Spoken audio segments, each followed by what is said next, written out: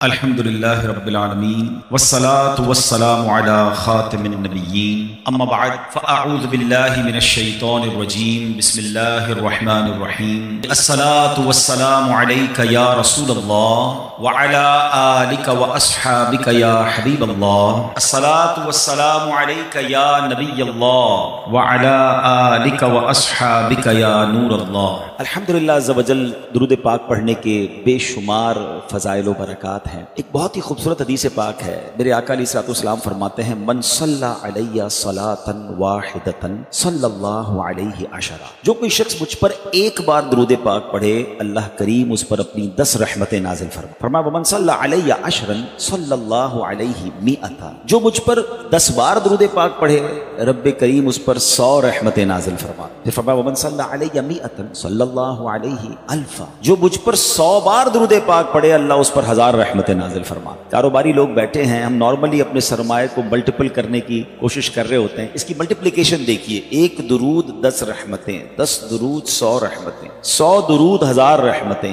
اگر میں اور آپ چاہتے ہیں کہ دن رات مجھ پر رحمتوں کی برسات رہے، میری سیکیورٹی رہے، میں گھر سے جاؤں تو خیر سے جاؤں، خیر سے واپس آؤں، تو درود پاک کو اپنا ورد بنائیے۔ مگر اس حدیث کا جو اگلا پارٹ ہے نا وہ اور بڑا ہی خوبصورت ہے۔ آقا فرماتے ہیں علیہ الصلوۃ والسلام ومن صلی علیہ الفا، جو مجھ پر 1000 بار درود پاک پڑھے زحمت کتفہ کتفی علی باب الجنہ، آقا فرماتے جنت کے دروازے پر اس کا کاندھا میرے کاندھے سے چھو رہا ہو۔ آپ ذرا سمجھیے کاندھے سے کاندھا کس سے چھوتا ہے؟ امام صاحب اعلان کرتے ہیں مسجد میں ذرا کاندھے سے کاندھا ملا کر سفید سیدھی کر، ویری نیکسٹ ٹو می، جو بالکل میرے برابر میں ہوتا ہے نا، میرا کاندھا اس سے ٹچ ہوتا ہے۔ میں تو وہ امتی ہوں، وہ غلام ہوں جو تمنا رکھتا ہوں کہ آقا علیہ السلام اپنے پیچھے پیچھے جنت میں لے جائیں تو بھی میرا بیڑا پار ہے۔ مگر ادھر سے کرم نوازی دیکھیں کہ آپ فرما رہے ہیں کہ میرے ساتھ جنت میں ایسے جائے گا کہ اس کا کاندھا میرے کاندھے سے چھو رہا ہو۔ یہ ہے درود پاک۔ تو بہرحال درود پاک it's a beautiful way to spend your time with رحمہ ود برکہ، جتنا ہو سکے درود پاک پڑھتے رہیں۔ آئیے مل کر محبت کے ساتھ بآواز بلند درود پاک پڑھ لیں۔ صلو علی الحبیب صلی اللہ تعالی علی محمد صلی اللہ علیہ وسلم۔ 10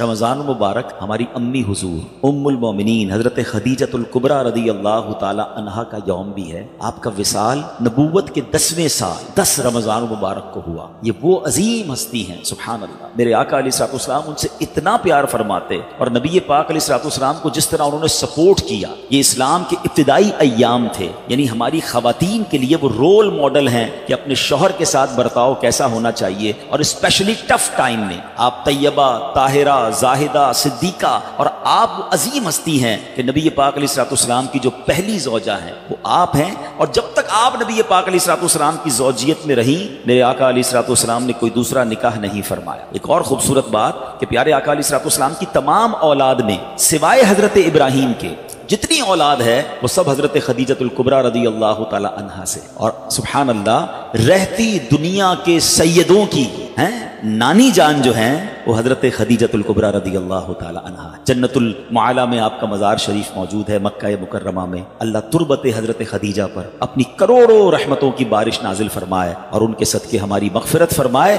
اور ہماری ماؤں بہنوں کو ان کی سیرت سے اپنی زندگی میں امپلیمنٹیشن کرنے کی توفیق عطا فرمائے۔ چونکہ بات خاندان نبوت کی ہوئی ہے، اور سبحان اللہ آئیے اسی خاندان کی نسبت سے میں ایک بڑا ہی ایمان افروز آپ کو واقعہ سناتا ہوں، جس ایک واقعے میں ہم سب کے لیے بہت کچھ ہے۔ ماجرا یہ تھا کہ مولا علی شیر خدا کرم اللہ تعالی وجہ الکریم کے گھرانے میں 5 افراد تھے، بی بی فاطمہ خاتون جنت، حضرت امام حسن، حضرت امام حسین، اور ان کا ایک غلام تھا اس کا نام تھا حارث۔ یہ 5 افراد رہتے تھے، اور 3 دن گزر گئے ان کے پاس کھانے کو کچھ نہیں، 3 دن تک فاقہ ہے، کھانے کو کچھ نہیں۔ خاتون جنت بی بی فاطمہ رضی اللہ تعالیٰ عنہ نے مولا علی سے کہا اے علی جا کر میرا یہ لباس بیچ کر آ۔ ذرا میں تھوڑا سا واقعہ یہ بریک کرتا ہوں، ہم ساتھ ساتھ سیکھتے بھی جائیں گے تو انشاءاللہ آج بیان میں آنے کا مقصد بھی پورا ہو جائے گا۔ یہ گھرانہ کون سا ہے؟ یہ میرے آقا کا گھرانہ ہے، یہ نبی پاک علیہ الصلوۃ والسلام کی جگر کا ٹکڑا بی بی فاطمہ رضی اللہ تعالیٰ عنہ کا گھر ہے۔ مولا علی وہ ہیں کہ جن کے بارے میں نبی پاک فرمائیں جس کا میں مولا اس کا علی مولا، یعنی اس قدر عظیم گھرانہ۔ اور سرکار دو عالم علیہ الصلوۃ والسلام کے پاس نعمتوں کی کوئی کمی؟ آپ تو وجہ تخلیق کائنات ہے نا، نبی پاک علیہ الصلوۃ والسلام ہی از the reason of the all creation۔ خود فرماتے ہیں کہ اگر میں چاہوں تو یہ مکے کے پہاڑ سونے چاندی کے بن کر میرے ساتھ چلنا شروع ہو جائے، اتنا اتھارٹی ہے، مگر 3 3 دن سے کھانے کو نہیں، مگر اس گھرانے میں شکوہ بھی نہیں ہے، اس گھرانے میں کمپلین بھی نہیں ہے، اس گھرانے کا تو حال دیکھیں کہ 3 دن کا فاقہ ہے۔ کیا کبھی ایسا ہوا کہ ہم میں سے کسی نے اپنا لباس بیچا ہو کھانے کے لیے؟ خاتون جنت، جنتی عورتوں کی سردار، آپ کہہ رہی ہیں مولا علی شیر خدا کو کہ جا کر میرا لباس سیل آؤٹ کریں اور کچھ کھانے کو لے آئیں۔ سبق مل رہا ہے کہ اگر کبھی زندگی میں کوئی تکلیف آ جائے، کبھی کوئی جناب ہماری چیزوں میں کمی ہو جائے تو شکوے نہیں کرنے، صبر کرنا ہے۔ ہمیں تو جناب تھوڑا سا کاروبار ڈاؤن ہو جائے، تھوڑی مارکیٹ ڈاؤن ہو جائے، تھوڑا سا جناب کوئی نقصان ہو جائے تو ہمارا تو چہرہ ہی بتا دیتا ہے کہ لگتا ہے بہت بڑا لاس ہو گیا ہے۔ نہیں جناب، زباں پر شکوے رنجو علم لایا نہیں کرتے، زباں پر شکوے رنجو علم لایا نہیں کرتے، نبی کے نام لیوا غم سے گھبرایا نہیں کرتے۔ اب ذرا آگے سنیے، مولا علی شیر خدا کرم اللہ تعالی وجہ الکریم وہ لباس مارکیٹ میں جا کے سیل آؤٹ کرتے ہیں، وہ لباس بکتا ہے 6 درہم، ٹھیک ہے؟ اب لاجک تو یہ کہتی ہے کہ 6 درہم کا اناج خریدیں اور گھر والوں کے لیے کھانا لے کر جائیں۔ اسی دوران ایک سائل آ جاتا ہے، ایک اللہ کا بندہ آتا ہے، کہتا ہے اے ابو الحسن میں بہت غریب، مجھے اللہ کے نام پہ کچھ دے دے۔ اچھا، اب ہم جیسا کوئی آدمی ہوتا تو 6 میں سے چلیں، اگر بہت سخاوت بھی ہوتی تو چلے 1 درہم اسے دے دیتا، مگر یہ گھرانہ کیسا گھرانہ ہے، سخاوت کیسی ہے اس گھرانے میں۔ مولا علی شیر خدا نے 6 کے 6 درہم اس فقیر کو دے دی، اگین ایمپٹی ہینڈڈ، سب دے دیے۔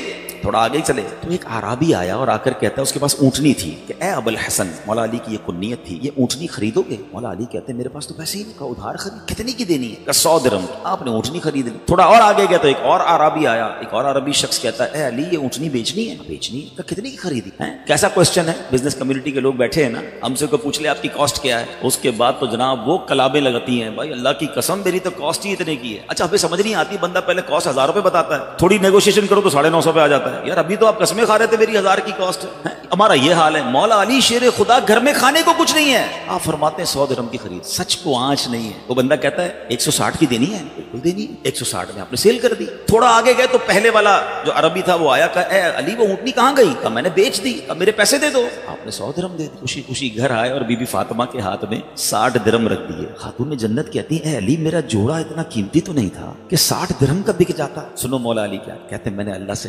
تجارت، میں نے اللہ سے کاروبار کیا ہے، 6 ملے تھے وہ اللہ کی راہ میں خرچ کیے، اللہ نے مجھے 60 لوٹا دیا۔ ہائے ہائے، اب سنیے، اب آگے سنیے اس کی اور اس واقعے کا خوبصورت ٹرن اور سنیے گا، ایمان تازہ ہو جائے گا۔ اس گھرانے کی شان کیا ہے؟ اعلیٰ حضرت امام اہل سنت لکھتے ہیں نا، کیا بات رضا اس چمنستان کرم کی، کیا بات رضا اس چمنستان کرم کی، زہرا ہے کلی جس میں حسین اور حسن کو۔ یہ گھرانہ ہی چمنستان کرم ہے۔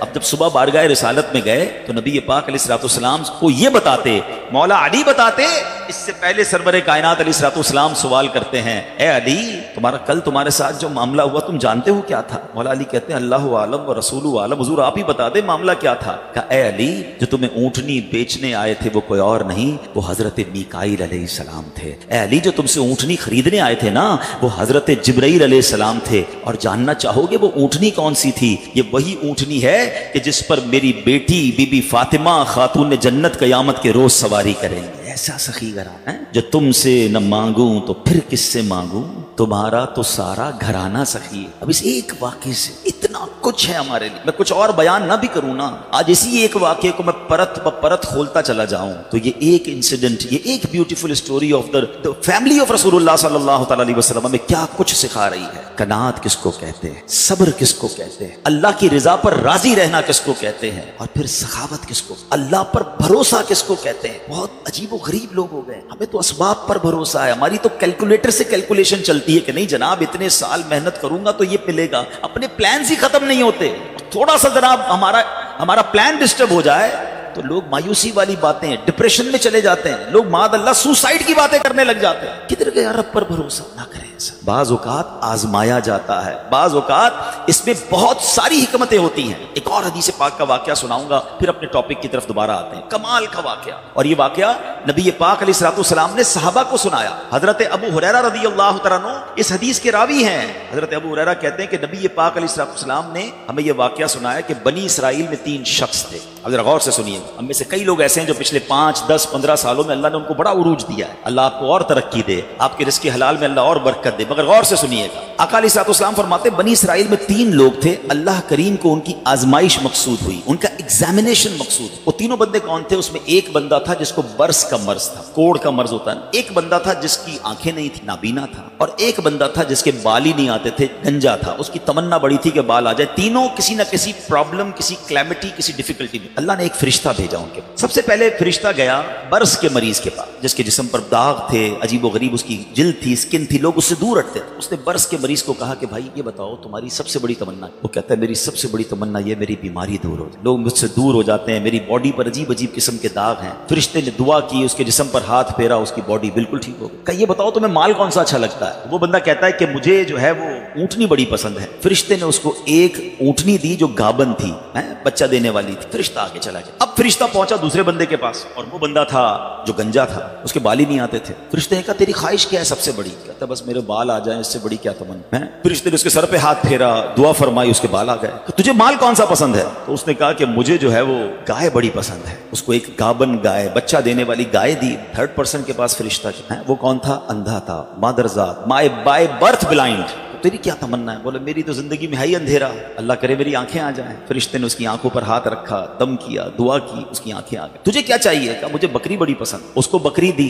جو بچہ دینے والی تھی، اور اس کے بعد وہ فرشتے نے برکت کی دعا دی، چلا. اب اللہ کی شان دیکھی، اللہ نے ان تینوں کے مال میں خوب برکت دی. ہزاروں بکریاں ہو گئیں، ہزاروں اونٹ ہو گئے، ہزاروں گائیں ہو گئیں. یعنی اس زمانے کے وہ ملینر بلینر بن گئے. آفٹر سم ٹائم فرشتہ جاتا ہے اب وہ پہلے بندے کے پاس، برس کے مریض کے پاس، اور فرشتہ بھی اسی اپیرنس میں جاتا ہے. فرشتہ خود بھی برس کا مریض بن کے جاتا ہے اور جا کر کہتا ہے بھائی مجھے کوڑ کا مرض ہے، ایک غریب مسافر ہوں، اللہ نے تجھے بڑا مال دیا ہے، ایسا کر کہ جو اتنی سارے تیرے پاس سینکڑوں ہزاروں اونٹ ہیں، مجھ غریب کو ایک اونٹنی دے دے. وہ بندہ کہتا ہے کہ یہ تو میں نے خود کمایا ہے، یہ تو سب میری ایفرٹ ہے، میرے تو باپ دادا کی میراث ہے. کہ یہ تجھے اللہ نے نہیں دیا؟ تو کچھ عرصہ پہلے غریب تھا.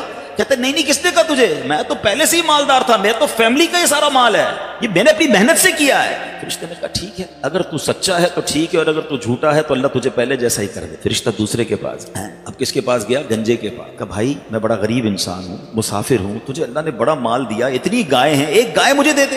تو بھی تو غریب تھا کچھ عرصہ پہلے. کہتا کس نے کہا تمہیں میں غریب تھا؟ میں تو شروع سے مالدار ہوں، میرے باپ دادا کی جائیدادیں تھی، یہ تو میرا اپنا کمایا ہوا مال ہے، میں نے کیا ہے سب کچھ، میرے پاس کچھ نہیں ہے تجھے دینے کے لیے. ٹھیک ہے اگر تو صحیح کہتا ہے تو ٹھیک ہے، اگر جھوٹ بولتا ہے تو اللہ تجھے پہلے جیسا کر دے. اب فرشتہ تیسرے بندے کے پاس گیا جو اندھا تھا، پہلے آنکھ والا ہو گیا. فرشتہ آنکھ بغیر کا بن کے اس کے پاس گیا کہ بھائی میری آنکھیں نہیں ہیں اور میں غریب بھی ہوں، تجھے اللہ نے اتنی بکریاں دی ہیں، کچھ مجھے بھی دے دے. پتہ اندھا کیا کہتا؟ سابقہ اندھا، سچی بات ہے آنکھ والا تھا. وہ کہتا بھائی ٹھیک کہتے ہو، میں تو پہلے اندھا تھا، میرے پاس تو کچھ بھی نہیں، سب میرے رب نے دیا ہے مجھے. تو بھی اسی پرابلم میں جس پرابلم میں میں پہلے تھا. اے میرے بھائی تجھے جو لینا ہے لے لے، مجھے رب نے کہاں سے کہاں پہنچا دیا، میرے پاس تو تھا ہی کچھ نہیں، تو بھی میری طرح غمزدہ ہے. اے بھائی یہ بکریاں تیری، جتنی چاہیں لے جا.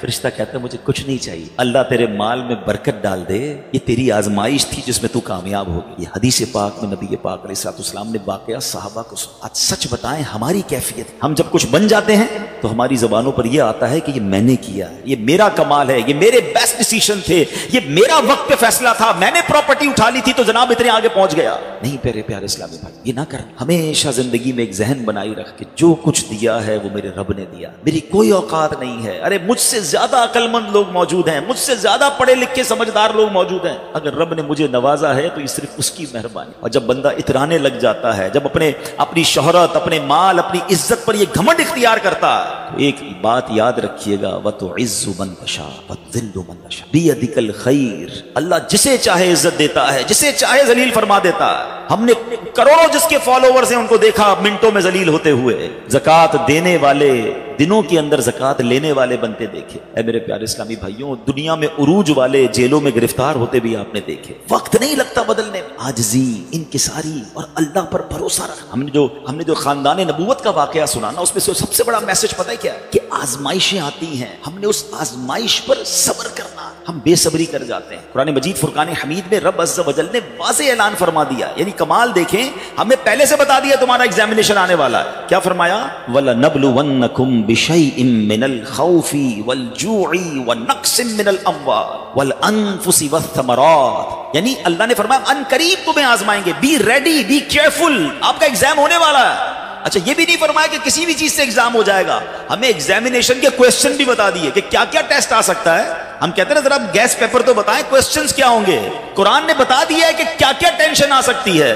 کیا فرمایا؟ بِشَيْءٍ مِّنَ الْخَوْفِ، کبھی خوف آئے گا، ڈر لگے گا، دشمن سامنے آ جائیں گے ہیں، بچوں کے لیے خوف ہو جائے گا، ماحول آپ کے آس پاس کا ڈینجرس ہو سکتا ہے. وَالْجُوعِ، کبھی بھوک سے پریشان ہو جاؤ، مال کم ہو جائے گا، غربت آ سکتی ہے. پھر فرمایا بِشَيْءٍ مِّنَ الْخَوْفِ وَالْجُوعِ وَنَقْصٍ مِّنَ الْأَمْوَالِ، تمہارے مال خراب ہو جائیں گے. کبھی آپ شپمنٹ منگوائیں گے، کبھی آپ نے سٹاک خریدا ہوگا، کبھی دکان لگائی ہوگی، اچانک مال میں کوئی فالٹ نکل آئے گا، آپ کا کاروبار ڈاؤن ہونے لگ جائے گا. یہ بھی ہو سکتا ہے. وَالْأَنفُسِ وَالثَّمَرَاتِ، تمہارے جسموں میں پرابلم آ سکتی ہے، ہم بیمار ہو سکتے ہیں، ہماری باڈی میں پرابلم. بندہ کہتا ہے چلتے چلتے بیمار ہو گیا، every thing is going good, یہ اچانک کون سا وائرس نکل آیا. ٹینشن، یہ امتحان ہونا ہے. والثمرات، یا تمہارے پھل، تمہارے مال، تمہارے باغات، یہ بھی خراب ہو سکتے ہیں. مگر آگے قرآن کیا کہتا ہے؟ یہ ایگزامینیشن سے جو پاس ہو جائے گا نا، وَبَشِّرِ الصَّابِرِينَ، خوشخبری ہے صبر والوں کے لیے. It means good news waiting for you. یہ ٹائم نکالنا ہے، اگر صبر سے نکال گئے تو آگے کیا ہے؟ خوشخبری موجود ہے. الذین اذا اصابتهم مصیبہ قالوا انا للہ وانا الیہ راجعون، کہ جب ان پر کوئی مصیبت آتی ہے تو وہ کیا کہتے ہیں؟ واویلا نہیں کرتے، کہتے اللہ ہی کا مال ہے، اللہ ہی کی طرف لوٹ جانا. کاش یہ بات سمجھ آ جائے. جب بھی آپ کو فیل ہونا کہ چلتے چلتے معاملات ڈسٹرب ہو رہے ہیں تو بی پریپیئر کہ مجھ پر ٹیسٹ شروع ہو گیا اور میں نے فیل نہیں ہونا ہے، میں نے صبر کے ساتھ یہ مشکل وقت گزارنا ہے، اللہ پر بھروسہ رکھنا ہے، اللہ پر یقین رکھنا ہے. ہمارا پرابلم یہ ہے کہ جب کسی کو کہو بھائی صبر کرو، ساری دنیا کو بتا کر کہتے ہیں جناب صبر ہی تو کر رہے ہیں. یہ صبر نہیں ہے. آج کل ایک جملہ بڑا مشہور ہے، لوگ کہتے ہیں اللہ آپ کو صبر جمیل عطا فرمائے، صبر جمیل پر اجر عظیم عطا فرمائے. ان کو روک کے پوچھو بھائی صبر جمیل کس کو کہتے ہیں؟ کہیں گے شاید کسی جمیل بھائی کا صبر ہوگا. یہ کسی جمیل بھائی کا صبر نہیں ہے. What is the definition of صبر جمیل؟ یہ ریکوائرڈ ہے. اور وہ کیا ہے کہ دو بندے بیٹھے ہیں، ایک پرابلم میں ہے، ایک پرابلم میں نہیں ہے، لیکن ان دونوں کو دیکھ کر آپ فیصلہ نہ کر سکیں کہ کون پرابلم، پتہ ہی نہ چلے، میرا چہرہ بھی نہ بتائے میں کسی تکلیف میں ہوں. ہاں یہ ہے صبر. ہمارا تو چہرہ ہی بتا دیتا بھی خیر تو ہے، تو بہت بڑا لگتا ہے پرابلم ہے، ہاں بس یار بڑی مشکل میں ہوں. اچھا جس کو بتایا کیا وہ حل کر دے گا؟ دنیا بھر کو بتانا ہے یار سر میں بڑا درد ہے، پیٹ میں بہت درد ہے، کاروبار بڑا ڈاؤن ہے، فیملی میں بڑے پرابلمز ہیں. نہ وہ ڈاکٹر ہے کہ علاج کر دے، نہ وہ کچھ ہمارا مسئلہ حل کر سکتا ہے. مگر جو صبر کا ثواب تھا نا، میں نے ضائع. صبر کا ثواب پتہ ہے کتنا ہے؟ سنیے، بلکہ میں ایک بڑی عجیب بات کرنے جا رہا ہوں، آپ کو حدیث پاک سناتا ہوں. بعض اوقات لوگ، ہم جیسے گناہگار آدمی کو یہ خیال تو نہیں آنا چاہیے، لیکن شیطان ہے نا، کبھی خیال ڈال دیتا ہے یار میں نماز بھی پڑھتا ہوں، روزے بھی رکھتا ہوں، صدقہ خیرات بھی کرتا ہوں، مشکلیں حل نہیں ہو رہی. سنو اب 2-3 حدیثیں آپ کے سارے پرابلم سالو کر دیں گے. حدیث پاک کا مضمون ہے، اللہ کے حبیب علیہ الصلوۃ والسلام فرماتے ہیں کہ اللہ جب کسی بندے سے محبت کا ارادہ فرماتا ہے اس پر آزمائشوں کی بارش بھیج دیتا ہے نا. عجیب بات، اللہ مجھ سے پیار بھی کرے اور مجھ پر آزمائشیں بھی بھیجے. حدیث کا اگلا حصہ اس کو پراپر ایلوبریٹ کرتا ہے، ڈسکرائب کرتا ہے کہ مشیت الہی یہ ہوتی ہے. حدیث کا خلاصہ ہے کہ اللہ کی رضا یہ ہوتی ہے کہ اللہ بندے نے جو دنیا میں گناہ کیے ہیں نا، خطائیں ہو گئی ہیں میرے بندے سے، اس پر کچھ آزمائشیں بھیجوں، یہ صبر کرے تو پھر میری بارگاہ میں آئے تو اس کے سارے گناہ معاف ہو گئے ہوں، میں سے جنت میں داخل کر دیں. یعنی یہ آزمائشیں تو مجھے میرے گناہ معاف کروانے آ رہی تھی، میرے اللہ کی بارگاہ میں مجھے اللہ سے قریب کرنے آ رہی تھی، اور میں نے واویلا کر کے، میں نے شکوے کر کے وہ سارا ثواب ضائع کر دیا. ایک اور حدیث پاک سنیے، اللہ رب العالمین کی بارگاہ میں بندے کا کوئی مرتبہ لکھا ہوتا ہے، ٹھیک ہے، اور بندہ عبادت کے ذریعے روزے رکھ کر، نمازیں پڑھ کے، تلاوت کر کے وہ وہاں نہیں پہنچ پا رہا ہوتا. اللہ چاہتا ہے کہ یہ بندہ اس رینک تک پہنچ جائے. اللہ اس پر آزمائش بھیجتا ہے تاکہ میرا بندہ صبر کر لے تو اس کو وہ مرتبہ عطا ہو جائے. ہائے ہائے، یعنی آزمائش مجھ پر میرے رینک بلند کرنے، میرے درجے بلند کرنے آئی، اور ہائے میری بے صبری کہ میں نے وہ سب ثواب ضائع نہ کریں. میرے پیارے اسلام، مشکلیں آتی ہیں. اچھا پھر پتہ ہے پرابلم کیا ہے؟ ہمارا ایک اور بڑا ایشو ہے، ہم کسی کو مسکراتا دیکھتے ہیں، کسی کو اچھے کپڑے دیکھ لیتے ہیں، کسی کی بڑی گاڑیاں دیکھ لیتے ہیں، کسی کا بڑا گھر دیکھ لیتے ہیں، ہمیں لگتا ہے یار یہ کتنا مزے میں، یار میں ہی اکیلا پریشان ہوں. یہ آپ کی بھول ہے. ایک بات یاد رکھیے گا، زندگی کی گاڑی مسائل کے پہیوں پر ہی چلتی ہے. امیر کے مسئلے اور ہیں، غریب کے مسئلے اور ہیں. شہرت جس کو ملی ہے نا، اس کے پرابلمز اور ہیں. جو غیر معروف ہے اس کے پرابلم اور ہیں. زمانے میں ہر کسی کو کچھ نہ کچھ ایشو ضرور ہے. یہ نہ سمجھے کہ یار یہ اتنا مسکرا رہا ہے، کیا پتہ اس مسکراہٹ کے پیچھے کتنے دکھ چھپائے بیٹھا ہے. آپ یقین کریں، بلیو کریں، ایسا نہیں ہے کہ سب لوگ 100% خوشحال ہیں. پرابلم سب کے ساتھ ہوتے ہیں. ابھی میں کیا بتاؤں آپ کو، ہمارے پاس تو لوگ دعائیں کروانے آتے ہیں نا، ایسی پرابلم بتاتے ہیں کہ پیروں سے زمین نکل جاتی ہے. بعض اوقات ہم اتنے بڑے گھر میں جاتے ہیں، اس کی گاڑیاں کروڑوں روپے کی کھڑی ہیں، ان سے ملاقات ہوئی، وہ کہتے ہیں حضرت آپ سے ایک الگ سے دعا کروانی ہے. جب وہ بیچارہ اپنا مسئلہ بتاتا ہے نا، ہمیں لگتا ہے یار ہمارا تو غم ہی کچھ نہیں ہے، یہ کتنی بڑی آزمائش سے گزر رہا ہے، کتنی بڑی پرابلم سے گزر رہا ہے. میں آج کی آپ کو مثال دیتا ہوں. ایک हमारे बहुत अच्छे भाई थे, आज से कुछ अरसा पहले उन्होंने हमें एक माशाल्लाह प्रॉपर्टी दावत इस्लामी के लिए बच्चियों के मदरसे के लिए दी और उसके चंद दिनों बाद उनका विसाल हो गया. उनको बेचारों को कैंसर था. मैं उनके घर पे दुआ करने गया. उनके बेटे ने मुझसे जब गले लगा ना तो बेटा रोने लगा. अच्छा, मैं समझा कि बेचारा अपने वालिद को याद करके रो रहा है. 16 दिन पहले इंतकाल. अंदर गए, दुआ की. उसके बाद मेरे कान में कहता है कि अब्दुल रहीम भाई इस वक्त मेरी ज़ौजा हॉस्पिटल में. क्या हो गया? कि मेरी वाइफ को ब्लड कैंसर हो. वालिद का कैंसर में इंतकाल हुआ है. अल्लाह ने बड़ा नवाजा है उनको. ज्वेलर्स हैं, लेकिन मैं यकीन करें, मैं आपको सच बता रहा हूं, मैं गाड़ी में बैठ के मैं भी रोने लगा क्योंकि वो बंदा जब मुझे छोड़ने आया ना फिर मेरे गले लग के रो रहा था. मैं सोचने लगा यार कितना दुख है लोगों को. अल्लाह ने कितनी बड़ी हम पर मेहरबानियां की है. अगर मुझे कोई बड़ी बीमारी नहीं है, मेरे बच्चे मेरे साथ हैं, मेरी फैमिली मेरे साथ है, नहीं चाहिए यार दुनिया के सारे अल्ले तल्ले, ना मिले इतनी सारी लग्जरीज.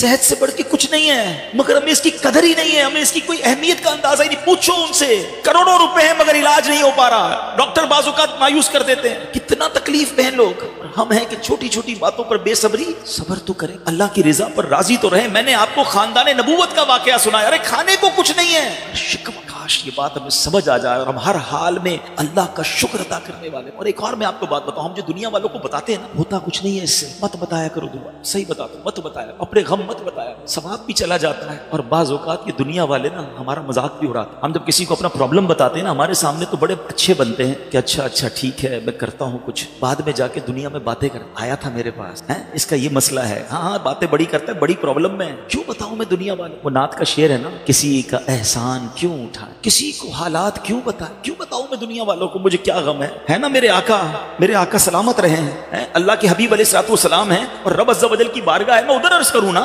किसी का एहसान क्यों उठाएं, किसी को हालात क्यों बताएं. आका तुम ही से मांगेंगे तुम ही दोगे, तुम्हारे दर से ही लौल. हाँ, अल्लाह रसूल की बारगाह में अर्ज किया, उधर आंसू बहाओ ना बताओ दुनिया वालों. एक और कमाल का शेर है कि दुनिया वाले तो दर्द देते, दुनिया वाले तो दर्द देते हैं, जख्मी दिल की दवा मदीना. तो जब दुनिया वालों ने कोई हमारा भला करना भी नहीं, ना उनके हाथ में है. शिफा देने वाली जात मेरे रब की, बरकत देने वाली जात मेरे रब की, तो अल्लाह से ही बातें करो ना. तो आज से ये जहन बना ले मेरे प्यारे इस्लामी, मुश्किल आनी है तो सब्र के साथ वो वक्त गुजारना है. अल्लाह की रिजा पर राजी रहना है. वो बड़ा करीम है, वो अपने गैब के खजानों से आपको अता फरमाएगा. तवज्जो बयान की तरफ रखिएगा. और अब आते हैं इस पूरे वाक़े से एक और खूबसूरत बात जो हमें सीखने को मिली. और वो बात क्या है कि नबी पाक के खानदान की सखावत कैसी थी. मौला अली शेर खुदा के पास सिर्फ 6 दिरहम थे, आपने वो सब के सब दे दी. मगर आज हाल ये है कि लोग अपनी ज़कात अदा नहीं करते. आज ज़कात लोगों को भारी पड़ने लग गई है. जब कैलकुलेट करते हैं कि जनाब करोड़ों रुपए ज़कात, तो उसके बाद उनको भारी लगती है. ना करें ऐसा. ये ज़कात माल का मैल है, और अगर ये माल का मैल आपके माल से जुदा ना हुआ तो ये आपके माल को भी मैला कर देगा. एक बात याद रखिएगा, सरकार दो आलम सल्लल्लाहु अलैहि वसल्लम का ये फरमान है, अपनी ज़कात अदा करके अपने माल को मजबूत कलओं में कैद कर लो. अगर मैं और आप चाहते हैं ना कि मेरी आपकी प्रॉपर्टी सिक्योर रहे, हमारे मालो असबाब सिक्योर रहे, तो हदीस पाक में तो फार्मूला मौजूद है कि अपने माल को ज़कात देकर मजबूत कलओं में कैद कर लो. लेकिन यहाँ ज़कात देने के लिए तैयार नहीं लोग, लमसम निकाल देते हैं, कैलकुलेट नहीं करते. याद रखिए ये माल ही अजाब बन जाएगा अगर आप ज़कात पूरी अदा नहीं करते. अगर हमारे पाकिस्तान में सारे सरमायादार कुछ ना करें, अपनी ज़कात पूरी अदा कर दें, सारे जमींदार अपनी ज़कात पूरी अदा कर दें, आप अपनी आंखों से देखेंगे कि गुर्बत कितनी जल्दी खत्म होती चली जा रही है. मैंने एक बार कैलकुलेशन की, जरा सुनिएगा. पाकिस्तान ज़रई मुल्क है, ठीक है, और उसकी ज़राअत की जो कैलकुलेशन है वो इंटरनेट पर मौजूद है. You can search with yourself. आप चेक कर लें कि 2023 में पाकिस्तान की टॉप 20 क्रॉप्स कौन कौन सी हुई हैं. आप इंटरनेट पर खुद ढूंढ लें, आपके सामने उस क्रॉप की कैलकुलेशन भी आ जाएगी कि इतने मिलियन टन, इतने जनाब करोड़ केजी जो है वो गंदुम हुआ, तो कॉटन हुआ, तो फ्रूट्स हुए, तो शुगर हुई. पाकिस्तान को अल्लाह ने बड़ा नवाजा. शरीयत का हुक्म क्या है, जिस अल्लाह रसूल की हम बात कर रहे हैं, जिस इस्लाम को हमने कबूल किया है, शरीयत का हुक्म यह है कि अगर आपकी फसल उगती है तो उस फसल में अगर बारिश का पानी है और आप अपना पानी परचेज नहीं कर रहे और सिर्फ बारिश से आपकी फसल उग रही है, तो जितनी फसल उगी 10% उशर, क्या कहते हैं 10वें हिस्से को, वो आपने निकाल देना है अल्लाह की राह में. वो गरीबों का हक है, वो ज़कात है ज़मीन की. और अगर आप पानी ट्यूबवेल वगैरह से लेते हैं, पैसों से खरीदते हैं, तो 5%. आप बिलीव करें, मैं बैठा कैलकुलेटर लेकर कि पाकिस्तान की टॉप 10 क्रॉप्स कितनी होती हैं, उसकी मालियत कितनी है, उसकी वैल्यू कितनी है, वो मैंने बनाई और उसका 5% लगाया, जो देना ही देना है. आप यकीन करें वो भी खरबों रुपए में बन गया. ये खरबों रुपए कहां है अगर हम ज़कात देते तो? कितने गरीबों का भला हो जाता, कितने घर खुशहाल हो जाते. अच्छा, ये तो सिर्फ जमीन की ज़कात है. प्रॉपर्टीज की ज़कात, अरबों खरबों रुपए के लोग मालिक हैं, मगर जब कैलकुलेटर चलाते हैं ना, ओए होए होए ज़कात जनाब 10 करोड़ रुपए बन जाएगी, तो फिर भारी लगती है। अल्लाह के बंदे, अल्लाह ने 4 अरब दिए हैं तो 10 करोड़ ज़कात है ना, तो टेंशन काहे की है, शुक्र अदा करो। अल्लाह ने देने वाला बनाया, मांगने वाला नहीं बनाया, मगर आज ज़कात भारी पड़ गई है। आपको पता है कारून क्यों दसाया गया था? कारून ये हजरत मूसा का कजन था, ये तौरात का आलिम था और बड़ा बड़ा आलिम दीन था, मगर जब हज़रत मूसा ने उसको ज़कात का हुक्म दिया ना, उसके पास कितने पैसे थे कि कुरान कहता है उसकी खजानों की चाबियां एक जमात लेकर चलती थी, खजाने नहीं, सिर्फ कीज ऑफ द ट्रेजर, इतना खजाना था। मगर क्या हुआ ये कि जब हजरत मूसा ने उसको कहा, अच्छा उस जमाने पता है ज़कात कितनी थी? अभी तो 100 पे 2.5 है ना, 1000 पे 1। आपने फरमाया हर 1000 पर 1 तुमने ज़कात देनी है। उसने कैलकुलेट किया तो बहुत बनते थे, हजरत मूसा के खिलाफ हो गया, ज़कात का इनकार किया, अपने खजानों के साथ जमीन में धंसा दिया गया। प्लीज खुदा के वास्ते इस आवाज को सब मिलकर आगे बढ़ाएं। मैं तो ये समझता हूं जिस तरह हम नमाज की बात करते हैं कि नमाज पढ़ो, ज़कात दें, बेशक किसी को भी दें, जो हकदार है उसको दें, मगर ज़कात पूरी दें। पाकिस्तान खुशहाल हो जाएगा, गरीबों का भला हो जाएगा।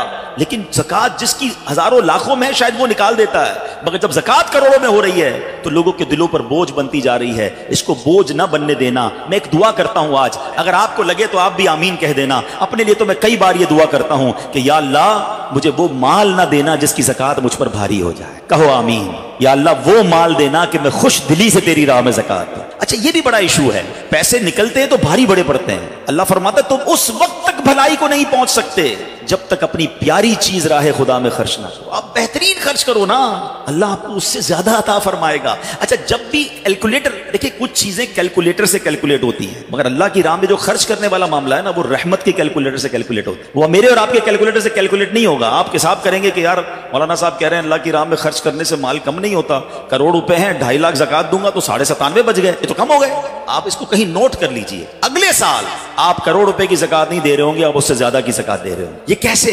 जो भी ज़कात देता है आप उसको पूछ लीजिए, हर साल उसकी ज़कात बढ़ती है। क्यों बढ़ती है भाई? ज़कात तो कम हो, पैसे कम होने चाहिए थे। नहीं जनाब, ये मेरे नबी अलैहिस्सलाम का वादा है। वैसे तो मेरे आका जो फरमाए हक है, मगर इस हदीस में अल्लाह के रसूल अलैहिस्सलाम ने कसम उठाई। आप फरमाते हैं मैं कसम खाकर कहता हूं अल्लाह की राह में खर्च करने से माल कम नहीं हो। फिर तो लॉक कर दो ना, फिर तो समझ जाओ कि जब नबी पाक कसम उठाकर फरमा रहे हैं। अच्छा फिर आप सबको देख लें, जो बांट रहा है ना हम हर साल उसका बढ़ते हुए ही देख रहे हैं, कम नहीं होता। ये बेवकूफी है जो ये सोचता है कि यार दे दूंगा तो कम हो जाएगा। नहीं। अब फिर मैं आखिरी बात कर दूं अपने बयान में, जो एक और इशू जो बहुत बड़ा हम देखते हैं, एक तो ज़कात पूरी देनी है और इंजॉय करके देनी, खुश दिली से देनी है, मजे लेकर देनी। ये नहीं कि दिल पर बोझ, यार क्या करूं 1 साल हो गया अब तो ज़कात देनी पड़ेगी, नहीं ये नहीं। दो और इंजॉय करो, अल्लाह की राह में खुश दिली से दो। एक वाकया सुन ले, बात और क्लेरिफाई हो जाएगी। हजरत अबू जाफर अपने जमाने के बड़े अब्दाल हैं, उनके घर में एक फकीर आया तो उन्होंने अपनी ज़ौजा को कहा कि अपने पास क्या है देने के लिए? कहा हुजूर सिर्फ 4 अंडे घर में, नथिंग एल्स, 4 एग्स ओनली। कहा ये चारों ही दे दो, ईमान और अकीदा और बिलीफ देखें, चारों दे दो। चारों दे दिए। थोड़ी देर बाद दरवाजे पर दस्तक हुई, देखा तो एक बंदा टोकरी लेकर आया। कहा क्या है? बेगम से पूछा, कहा आपके दोस्त ने अंडे भिजवाए हैं। कहा कितने आए हैं? थोड़ा साहब जरा सुनिएगा, कितने आए? कहा कि 30 आए हैं। कहा 30 किस हिसाब से आए? हमने तो 4 दिए थे ना। अब ईमान, उनका अकीदा और उनका बिलीफ देखे, क्या 4 दिए तो 40 आने चाहिए थे? एक का 10 अल्लाह का वादा है ना। तो कहा हुजूर आए तो 40 हैं मगर 10 अंडे टूटे हुए हैं। तो आपने अपनी ज़ौजा से पूछा कि सच बताओ जो तुमने 4 दिए थे उसकी कंडीशन क्या थी? कहा हुजूर बात ये, जब मैंने 4 दिए थे ना उसमें भी 3 साबित थे, एक टूटा हुआ ही। ये फॉर्मूला आज याद कर लो, पूरे दोगे पूरे मिलेंगे, टूटे दोगे टूटे मिलेंगे। अब आप चेक कीजिए कि जब अल्लाह की राह में खर्च करने की बारी आती है, मैं अपना माल दिल से निकलते हुए दुख हो रहा है या खुशी हो रही है, बेहतरीन दे रहा हूं या बचाने की कोशिश कर रहा हूं। हमेशा याद रखें, हम अल्लाह की राह में खर्च करते हैं, हमारे पैसे नहीं पहुंचते वहां पर, वहां नीयत पहुंचती है। अब मुझे बताओ ना यार, हम अपने लिए खर्च करते हैं बेहतरीन खाना, बेहतरीन लिबास, और गरीब को देना है तो बचा हुआ लेफ्ट ओवर। अच्छा अब मैं कहता हूं 100 बंदों को नहीं खिला सकते, ना खिलाएं, 2 को खिलाएं, अच्छा खिलाएं, कोई बात नहीं। आप किसी के दिल में खुशी तो दाखिल करें, अपने घर वालों के लिए लिबास खरीद लें, 2 गरीब बच्चों के लिए वैसा ही लिबास खरीद लें, फिर देखें आपको कैसी बरकतें मिलती हैं। तो हमें इस बार ये एक अंदाज इख्तियार करना है कि हमने अल्लाह की राह में बेहतरीन खर्च कर। इसको हम एक गलती क्या करते हैं, फितरे की, जो फितरे की जो बात है उसमें मैं आपको एक बात बताऊं। फितरा हदीस पाक में 4 किस्म का बयान हुआ है, गंदुम का, जौ का, کشمش کا اور کھجور، ٹھیک ہے؟ لیکن ہم بچپن سے سن رہے ہیں، جب بھی فطرے کی باری آتی ہے ہم پہلے 50 روپے تھا وہ دے دیا، 100 دے دیا، 200 دے دیا، 300 دے دیا۔ ہمیں یہ پوری حدیث یا تو ہم نے پڑھی نہیں تھی یا ہمارے ذہن میں نہیں تھی، مگر حدیث پاک میں 4 قسم کا فطرہ بیان ہوا ہے۔ غریب آدمی گندم کا فطرہ دے دے کوئی بات نہیں، مگر جو روزانہ بہترین افطاری کر رہا ہے، بہترین کھانے کھا رہا ہے، سچ بتاؤ اس کو کون سا فطرہ دینا چاہیے؟ میری افطاری روز اجوا کھجور سے ہے اور عید والے دن میں گندم کا فطرہ دے آتا ہوں۔ ہمیشہ یاد رکھے اچھا خرچ کرے نا۔ اس بار فطرہ جس کو اللہ نے جیسا نوازا ہے، غریب آدمی کے لیے بات نہیں کر رہا، جس کو نوازا ہے رب نے۔ کیا ہم کبھی ایسا کرتے ہیں کہ عید کی شاپنگ کے لیے جائیں دکاندار سے کہیں کہ یار جو کپڑا سب سے سستا ہے وہ نکال دو، سب سے سستے جوتے نکال دو، میں نے عید پڑھنی ہے؟ بہترین چاہیے، اپنے لیے بہترین لینا ہے، اللہ کی راہ میں لوئسٹ والا فطرہ دینا ہے۔ خود غور کریں، خرچ کیجئے گا، دل سے کریں، اللہ اور نوازے گا۔ اور یہ تو وقت ہے لوگوں کو بانٹنے کا، یہ وقت ہے مسلمان بھائیوں کا ہاتھ پکڑنے کا، غریبوں کی مدد کرنے کا، کسی کی افطاری اچھی کر دیں، کسی کی سحری اچھی کر دیں، کسی کو لباس دے کر اس کی عید اچھی کر دیں، نہ جانے کس کی دعا کے صدقے آپ کا بیڑا پار ہو جائے گا۔ تو اے میرے پیارے اسلامی بھائیوں، جو میں نے مولا علی شیر خدا کرم اللہ تعالی وجہ الکریم اور ان کے خاندان کا واقعہ سنایا، اس میں میسج یہ تھا کہ سخاوت اس کو کہتے ہیں، یہ ہے اللہ کی راہ میں خرچ کرنا جو کیسے بلاؤں کو اور بیماریوں کو دور کرتا ہے۔ مگر آج حال یہ ہے، یقین جانے دکھ ہوتا ہے جب ہم ملتے ہیں لوگوں سے، ان کی ویلتھ پتہ ہوتی ہے مگر زکوٰۃ پوری دینے کے لیے کوئی تیار نہیں ہے۔ خدا رسول کے واسطے آپ بھی اور یہ پیغام کو عام کریں۔ میں نہیں کہتا آپ دعوت اسلامی کو دیں کہ زکوٰۃ تو پوری دو یار، یہ وہ مال ہے جو آپ مارے جاؤ گے، یہ مال آپ کے لیے عذاب کا باعث بن جائے گا۔ اور واللہ میں 2-4 دن پہلے ایک بزنس مین کے پاس گیا، بعض اوقات ہمیں بزنس مین بھی سکھا رہے ہوتے ہیں، کیا کمال کی اس نے مجھے بات کہی۔ وہ کہتا ہے عبدالحبیب بھائی میرا یہ پیغام ذرا بزنس کمیونٹی تک پہنچائیے گا کہ جو زکوٰۃ نہیں دیتے نا اور جو خرچ نہیں کرتے، ان کو پتہ ہی نہیں ہے وہ کتنا بڑا لاس کر رہے ہیں۔ جب سے میں نے بانٹنا شروع کیا ہے میرے مال میں ایسے برکت آئی ہے، میں خود حیران ہوں۔ میرے سامنے ڈیل ہوتی تھی وہ مجھے نظر نہیں آتی تھی، میں ادھر اللہ کی راہ میں صدقہ کرتا ہوں، ایسا لگتا ہے آنکھوں سے پردہ اٹھتا ہے، میرا کام ہو جاتا ہے۔ تو ان کو بتائیے آپ اپنا خود نقصان کر رہے ہیں اللہ کی راہ میں خرچ نہ کر کے۔ تو یہ ڈیوٹی ہے، بچپن سے سنا تھا اسلام کے 5 پلر ہیں، توحید، روزہ، نماز، حج اور زکوٰۃ۔ ہم زکوٰۃ کو تو ایسے اگنور کر بیٹھے ہیں کہ جناب دے دی اپنی مرضی سے، کوئی 5 لاکھ دیتا ہے، کوئی 10 لاکھ دیتا ہے، زکوٰۃ کس کو جا رہی ہے یہ بھی نہیں سوچ رہے کہ میری زکوٰۃ کا یہ مستحق ہے کہ نہیں، میں جس آرگنائزیشن کو دے رہا ہوں اس کے پاس کوئی زکوٰۃ ادا کرنے کا صحیح فارمولہ ہے کہ نہیں، یا میں جس بندے کو دے رہا ہوں وہ زکوٰۃ کا مستحق ہے کہ نہیں، بس سر سے ایک بوجھ اتارنا ہے، لم سم اماؤنٹ دے دینی ہے، یہ نہیں چلے گا۔ خدا را یاد رکھیے زکوٰۃ پوری کیلکولیٹ کرنا بھی آپ کی ذمہ داری ہے اور صحیح مستحق تک پہنچانا بھی آپ کی ذمہ داری ہے۔ اور آپ بلیو کریں جس دن آپ نے یہ کام کر لیا آپ ملٹیپلیکیشن دیکھیں گے، آپ اپنے غم اور اپنی پریشانیاں دور ہوتے ہوئے دیکھیں گے۔ میں رب کریم سے دعا کرتا ہوں اللہ ہمیں دل کھول کر اپنی راہ میں خرچ کرنے کی توفیق عطا فرمائے۔ اور پھر سب سے پہلا حق آپ کی زکوٰۃ کا وہ حق ہے آپ کے اپنے غریب رشتہ داروں کا۔ اپنے غریب رشتہ داروں کو آپ دیجئے زکوٰۃ، کیونکہ جو اپنے رشتہ داروں کو زکوٰۃ دیتا ہے، صدقہ کرتا ہے، اس کو ڈبل ثواب ملتا ہے، ایک صدقہ دینے کا، ایک صلہ رحمی کرنے کا۔ اور پھر آپ کے غریب رشتہ داروں سے بات زکوٰۃ بچ جائے تو میری گزارش ہے کہ دعوت اسلام کتنے بڑے پیمانے پر دنیا میں کام کر رہی ہے، تو اپنی زکوٰۃ کا اپنا حصہ جو ہے اس میں ضرور عطا فرمائیں۔ اللہ کریم ہم سب کا جمع ہونا اپنی بارگاہ میں قبول فرمائے، آمین بجاہ النبی الامین صلی اللہ تعالیٰ۔